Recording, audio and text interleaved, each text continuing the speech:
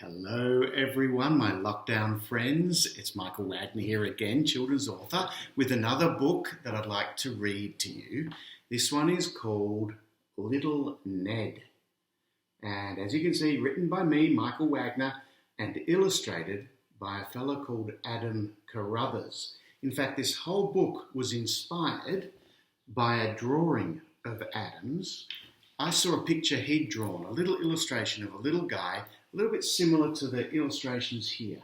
Can you see those? That's Little Ned. And do you know, Adam had drawn a little Ned, and when I met him and I saw that, and I said to him, do you mind if I might make a book about that drawing? You know, that little Ned character? And he said, no, please do. That would be great. And that's what this story is. This story was inspired by an illustration of his, which I thought was really cute.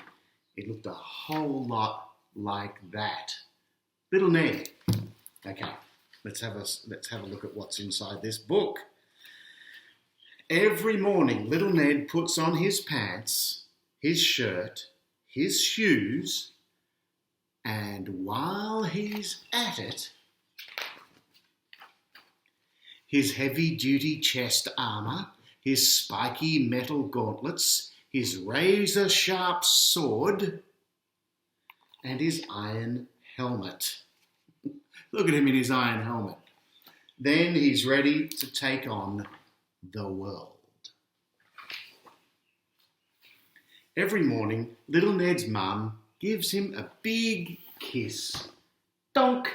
Oh no. She's bumped her head on his iron helmet. And little Ned's dad starts the day with a cheerful high five. Smack! Doesn't really work when the other person's wearing a gauntlet. Sometimes little Ned and his mum have morning tea with Auntie Emma and Cousin Sally. Can you see little Cousin Sally? But look what happens. Clink, clunk, clonk, crikey, crash. Oops. Often little Ned and Mum head to the park to play with friends. See? Uh-oh, another problem. The sword has made a great big cut in the slide. And it's also flung little Ned into the sky and right onto the picnic. Silly Ned. If it's a hot day, little Ned and Mum cool off in the wave pool. Have you ever been to a wave pool? That's a swimming pool that actually makes waves, which is really fun. And here is little Ned. Look what's happened. His gauntlet has poked a hole in his rubber ring, which has caused him to fly into the sky and scare everyone and no doubt hurt himself.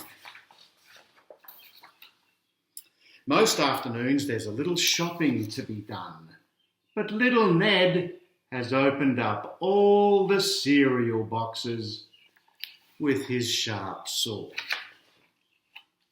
And it's always a lovely surprise to bump into friends while you're out.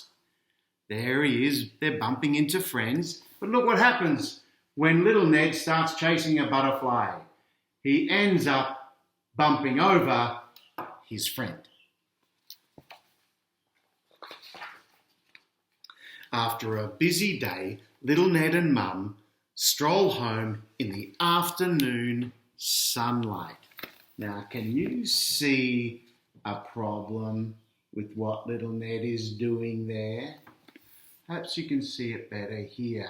His sword has accidentally cut the scaffolding, which falls down, causing quite a big problem. It makes the whole city tumble down. I love this illustration. There's all sorts of amazing little details in this illustration, little funny things happening. See if I can show you some of them.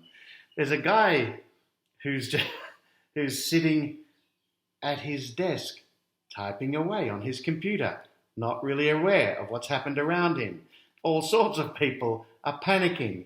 There is even a small cat in a parachute.